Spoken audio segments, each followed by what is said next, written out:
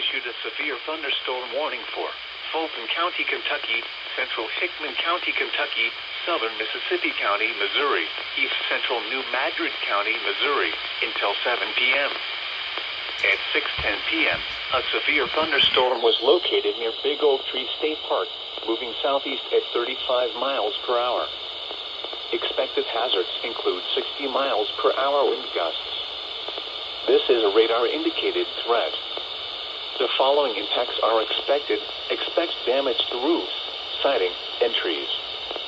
Locations impacted include East Prairie, Hickman, Clinton, Tohosaji State Historic Site, Big Oak Tree State Park, Casey, Farrenburg, and Dorina.